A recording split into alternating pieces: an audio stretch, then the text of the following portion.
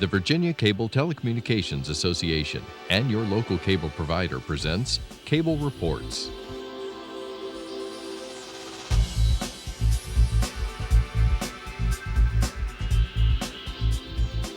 Join us now as Cable Reports brings you up to date on current issues facing the Commonwealth through discussions with your local legislators and other policymakers from across Virginia.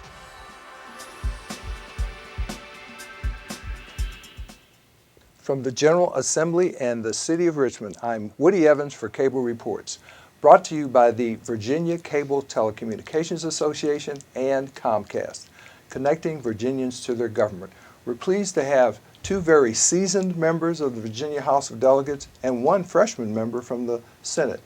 Delegate Majority Leader Kirk Cox, good to see you, sir. Woody, it's great to be with you.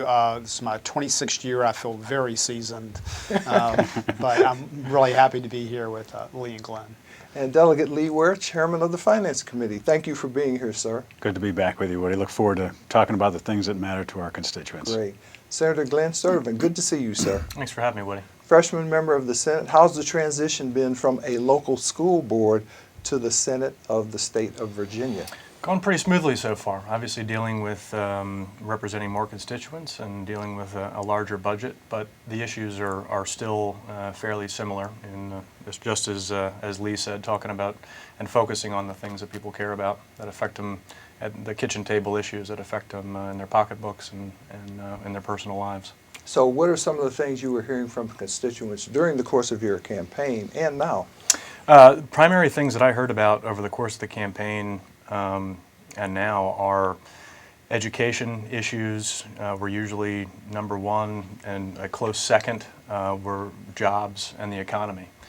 And those are things that I focused on in my campaign with my experience on school board, being married to a school teacher, having 3 young school-aged kids. Education is something that affects every one of us and is so vitally important, not just to Virginia families, but to the Virginia economy as well. So focusing on some education reform initiatives this session, on jobs in the economy, focusing on working to make sure that we're continuing in the long tradition of Virginia being a low-tax, reasonable regulation state. And then in my time on school board, worked hard on some transparency and accountability things at the local level that working to try to implement at the state level as well. And have you been pleased with your committee assignments? So far, everything's been very interesting and an opportunity to do some good work on commerce and labor and courts of justice and local government and privileges and elections. And so, an opportunity to tap into some of my background and experience and bring a perspective of my constituents and representing them here. And Chairman Ware, how are things going on the Finance Committee so far? We're off to a running start. As you are aware, the governor put a number of things in our lap dealing with tax policy, which is the focus of finance. My friend Kirk is on appropriations. We provide the money, and they are the ones who dispense it, of course, in conjunction with the Senate and His Excellency the Governor. It's busy. We've been at work. We've been looking at a number of proposals that the governor put on our plate on finance. And I think the key is to balance what will actually accomplish good in the economic arena, in the private economy, which continues to go along with modest recovery but fragile. And I think that's what we have to keep in mind as we look at the alternatives that are put before us on tax policy. And apparently we have a 2-year pause in terms of sequestration. There's been a lot of talk about the need to create a new Virginia economy, meaning less and less dependence upon the federal government. Talk to us about that. What do you point up something that is I think the average Virginian probably doesn't focus on as much as we are compelled to do in the state budget. In Northern Virginia, the biggest driver of our economy in many respects have been consultants and people who work with various federal agencies, primarily the Defense Department. The same thing is very true in Tidewater, where we have the largest naval installation in the world in Norfolk. And all those things affect us. If there is a slowdown or a downturn in the economy or federal expenditures like sequestration, that dramatically affects the 2 largest providers for our economy, or our public economy, which is income tax, which is better than 2/3, 69% of our income, and allied with that, sales tax, which is another 19%. Talk to us, Mr. Leader, about the jurisdiction of the Appropriations Committee. Can you highlight a little bit some of the governor's initiatives in terms of the budget? Sure, Woody. One of the big things the governor is pushing, as Lee said, is trying to diversify the economy. He has about $140 million in new economic development spending. Some of that's good. Some of that we think is not focused. And this is the challenge sort of post-sequestration. And that is, do we have a real coherent strategic roadmap of where we want to go economically? People down here tend to stamp STEM or workforce or some buzzword to their proposal, and then of course hoping to move it to the front of the queue. And I have a bill in we call Go Virginia, which is, I'm excited about it. It's business driven. It would basically have every region come up with a strategic plan led by business in cooperation with local government and higher ed, et cetera, to really see what industry clusters fit that area, what are the workforce skill gaps in those areas, and then basically come up with a strategic plan. There'd be a grant fund to fund some of those projects. But we could steer it into more of a coherent plan instead of funding this project, which sounds good today, then we find out in 3 or 4 years it wasn't very well vetted, et cetera. Go Virginia actually has a state board made up of a majority of business people that would sort of look at those strategic plans, look at those proposals. And I'm hoping eventually we can drive a lot of the, once again, the sort of individual projects into more of a vetting process than we have now. So we can really have a roadmap. What's right for Northern Virginia, or even what's right for the Shenandoah Valley, is not necessarily right for Southside. So that's one of the things we're hoping to accomplish. So more of a focused single shot to the bullseye approach versus a scatter shot. In business-led, one of the things we've always been trying to do is basically get both small business and FIB, which is your Small Business Association, the Chamber both endorse this concept, and getting them, they put projects together. They have to be successful because of the bottom line. So getting them to engage more, even when you're looking at research, you know, more commercial research, it could actually be applied out in the private sector. So we're looking at that. So hopefully we'll be successful, have a little bit better roadmap in the future. Growing jobs in the economy obviously is important to you and your constituency as well. It sure is, and I think we all wholeheartedly agree that one of the best ways we grow the economy is by allowing average everyday Virginians to keep more of what they earn to save and invest and spend in their communities. And so that's why I think it's important to me, it's important to our constituents, it's important to Virginia, to get Virginia growing again, to get us back into the top 10 best states to do business. We have to make sure that Virginia has the economic climate where private sector and public sector businesses can come in and succeed. And that means maintaining and keeping that environment of that low tax, reasonable regulation state. But as I mentioned earlier, education is such an important component of our economy as well, and it's great to be here with two educators in Lee and Kirk. And one of the biggest challenges that I have seen from an education reform perspective is, you hear this a lot from parents across Virginia, is that the sort of standardized testing culture, our SOLs, are a good thing in the sense that we can assess how kids are doing across Virginia, a child from Northern Virginia and a child from Central Virginia and Tidewater and Southwest.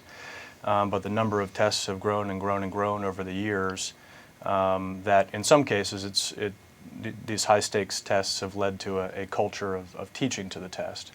And Kirk and others have done really good work on reforming that system. I've got a bill in to further reduce the number of SOLs that kids have to take over their K-12 career, so that we're not throwing the baby out with the bathwater. We're keeping the important good things that we have in terms of being able to test our kids, but that we're also, untying the hands of teachers and getting off their backs and treating them like the professionals that they are.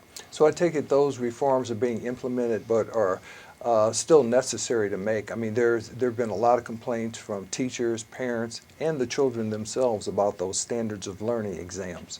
Certainly have been, Woody, and I think looking at those from a comprehensive perspective is the important one, as Glenn has suggested, and as Kirk has led the charge on for a number of years. It was work that he really spearheaded, and I'm not going to steal his thunder, but that made it possible to reduce the number of tests as we did at the elementary level, still having sufficient tests to register how kids are doing and whether they're learning what they need in this economy.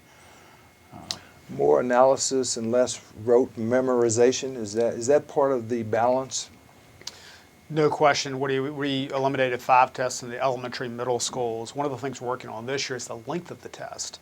And obviously, some of the math tests have taken a very, very long time. There's a really interesting new technique called computer adaptive testing, where you can actually very quickly ascertain the level the child is at. And if he shows core competencies very quickly, you can conclude the test pretty quickly. So we have some money in the budget for that. I think the challenge, and Lee was addressing this, the challenge is what's the right balance? Because when I first came into teaching, there were no standards and there were no tests. And that can be just as bad because we actually had teachers, most teachers do a great job, but we had some teachers in a American History Survey course who loved the Civil War, so never got off the Civil War. There were no pacing guidelines, et cetera. And that was is problematic. So trying to strike that balance between the right amount of tests, the right amount of rigor, and as Glenn has said, but also allow for teachers to be more creative and do more critical thinking skills. That's what we're trying to achieve, I think, between the three of us. And I think there's now a movement to increase the number of charter schools because Virginia lags in that effort. And there's a constitutional amendment, I think, that's been introduced and may go to the ballot in a few years. Yeah, Rob Bell has introduced the constitutional amendment. The way our process works, it has to pass. Then there's an intervening election that has to pass again. So we're in the last sort of phase of that process. It would allow the state board to make that judgment a little bit more than local school boards. I think we only have, it depends on which presentation you sit through, but 7 to 9 charter schools. And that's problematic. I think we're all pretty big public ed folks. We've worked within that system, but I think charter schools have really shown a lot of promise, especially for at-risk kids. And so I would like to see us do that. You can be pretty innovative in the structure. So hopefully that will pass the House, and we'll have that up on the ballot for people to vote on. How was that issue received when you were on the school board? Because it should offer more choice and provide more competition. It does, and I think that's one of the reasons why it's needed, and it's an important piece of legislation. Serving on the school board in the city of Richmond, which has some of the lowest performing schools in the entire state, regardless of political party or philosophy, most of my colleagues and I agreed that if there is a tool out there that we can use to potentially give kids the education they deserve, then we should go after it and we should try it. And I think that this is something, charter schools, like anything else, there's no one silver bullet. There's nothing that's going to solve every problem, but it allows for additional competition, allows for doing things a little differently, allows for more innovation. And if that, helps some kids get a better education than they would have otherwise, then that's the end result we're all looking for at the end of the day. And Delegate Ware, you were an educator for what, 30 years plus, I believe? 32 years. 32 years, yeah. And you've got a wealth of background and experience. Talk to us about what happens to children when they reach the 3rd grade and they can't read at that level. You've hit the fundamental question there. 3rd grade is where you know that they're either in the process of really being able to decode and read words and read thoughts, or they haven't, and that is so critical across the board. That's the stage at which, and that's the first level where the SOL tests come in. And as hard as it is to think about kids that age, 8 years old, bubbling in answers, at the same time, that is the diagnostic that gives us the reading on, have they got the fundamental building block of all learning? And that has some adverse consequences if they do not. Is that correct?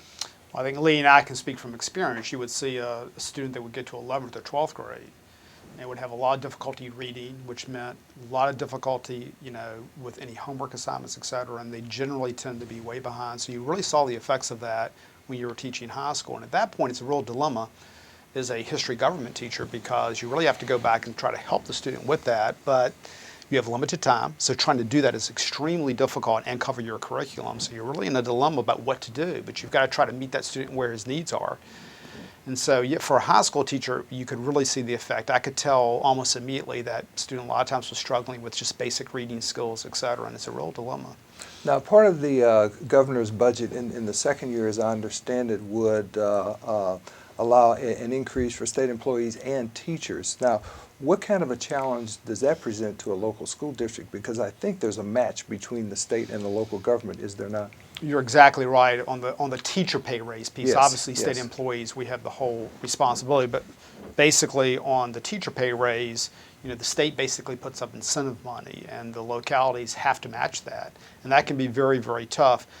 The governor has some good proposals, but if you take them all holistically, there's a lot of pressure on the localities. He's putting additional new teachers in the classroom, some at-risk add-on money, something I like, and that's accelerating payments to VRS to make the teacher fund whole, and teacher pay raises. Now, if you take all four of those, and they all require some match, then that's really going to put a burden on the localities. We're looking up at appropriations about maybe how can we send the money back a little bit differently, not necessarily the teacher pay raise or the VRS, but looking at the additional teachers and the at-risk add-on, maybe trying to find a way we can send that back through the lottery, unencumbered, sort of a per pupil allocation, which would not require a local match.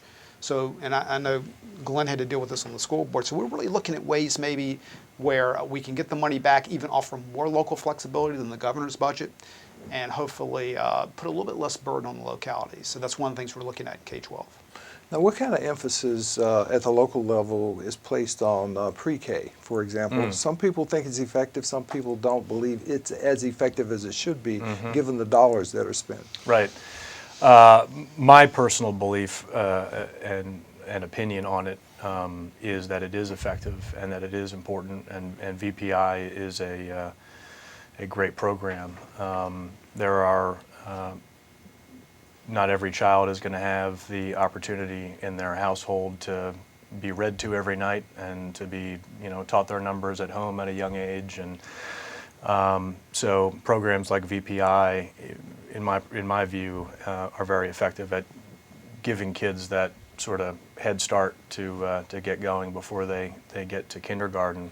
One of the challenges, and in a place like the city of Richmond, we offered VPI. We would also pay for transportation, and so if you were a child going to a VPI program, we would have a bus come pick you up and take you to school. But there still was not the demand for all of the available slots, and we worked at a number of different ways to get the word out and try to sign up families, and there was always still was extra money lying around. So I hear about people wanting to expand it and spend more on it. I think it's a great program, but my view is we need to make sure that we are spending all the dollars that are allocated on it wisely now. And I think we still have a ways to go on that. Do the same kinds of challenges exist in terms of free breakfast and free lunch for students? They sure do, and that's always an interesting debate or discussion. In Richmond, we went to offering free breakfast and lunch to students. The idea being that if a child is not being fed at home, unfortunately, although that's sometimes a reality, that it's tough for those kids to learn. And so, every locality is going to be different and has to sort of find that appropriate balance of the cost-benefit analysis of doing things like that, and whether there's a need for it. But obviously, and it's an unfortunate thing. There are some situations where a child will come to school hungry, and when they go home on a Friday, won't necessarily know if they're going to be eating three square meals a day until they come back to school on Monday, it's an unfortunate reality sometimes. And Delegate Ware, are our school resource officers used effectively? I understand that in some instances they're required to enforce the school codes. I understand that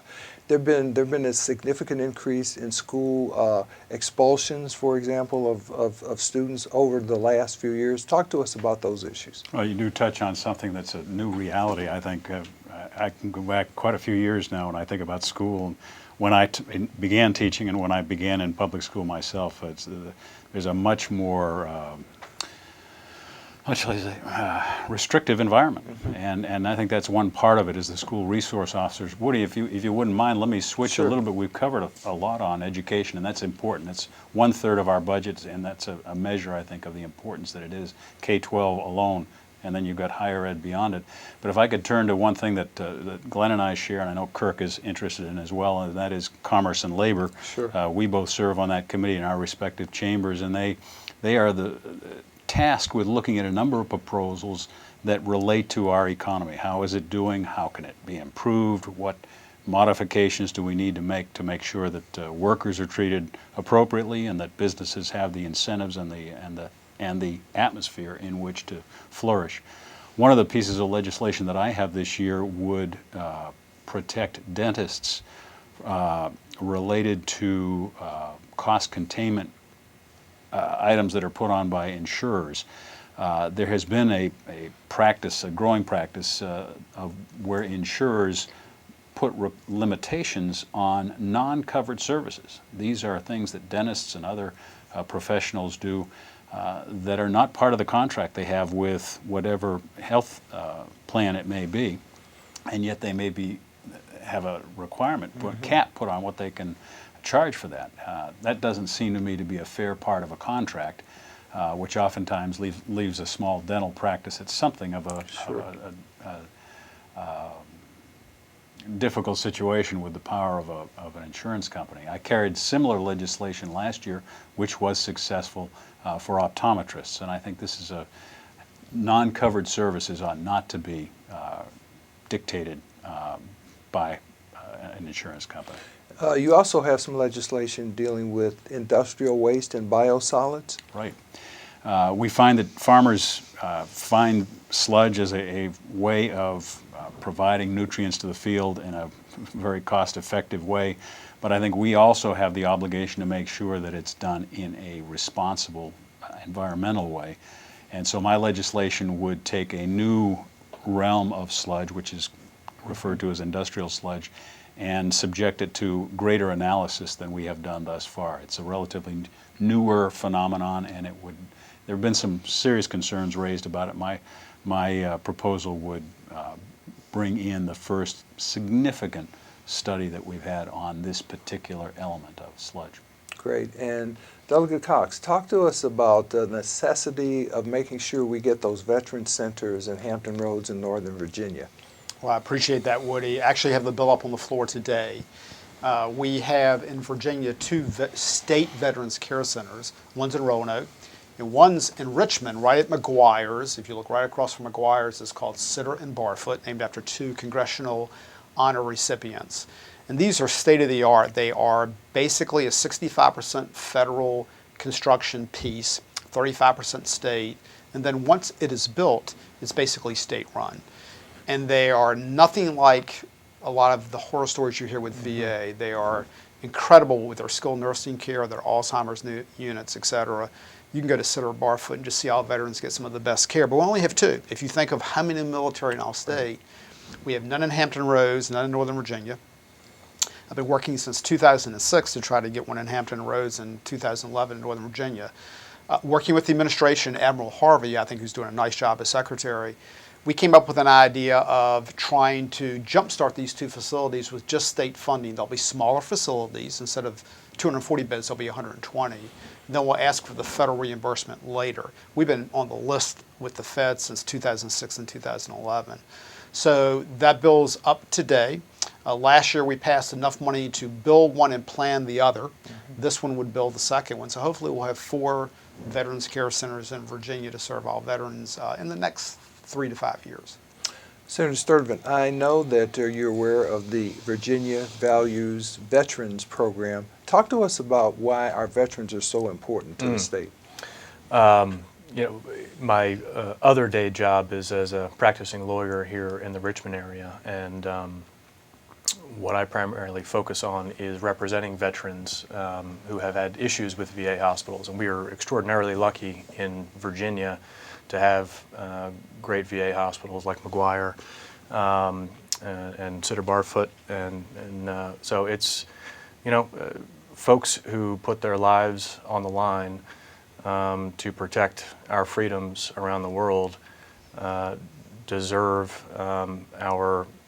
deserve the utmost honor and assistance when they come back and need it. And that's why it's so vitally important that we have these important veteran centers, and that we have reform in the VA system as a whole to make sure that our veterans are being taken care of. They're vitally important to our country and so important to the Commonwealth. Delegate Ware, I believe there's a program that attempts to marry veterans who are in need of employment, who have a lot of expertise with private employers in the state of Virginia. There is that, Woody, and one of the things that veterans bring with them is a work ethic and an attitude to life in so many cases that makes them employees of a unique capacity and contributing to wherever it is they work. I know a number of our large private employers, Dominion Resources among others, really takes the initiative on that. And I want to mention one thing in relation to what our majority leader said, Kirk Cox, and that is the importance of the long view. And he mentioned 2006, he's been working on this. That tenacity and that staying with something over the course of several administrations, different parties, I think, number one, it's emblematic of the way he operates, but I think it's also an important part of what the legislature does. That memory that continues and that sense of working on a project over time, I think is an important part of what we do when we do things as they should be. We've got about a minute left, and I wanted to give you an opportunity to talk about the Growth and Opportunity Fund and what's needed there. Yeah, I was mentioned that previously. Go Virginia would be sort of the economic piece we talked about that would sort of bring the regions together. They come up with a strategic plan and sort of map out what works best for them very quickly. If you look in my area, we have CCAM, which is Advanced Manufacturing, CCALS, which is Advanced Logistics, and hopefully an apprenticeship academy.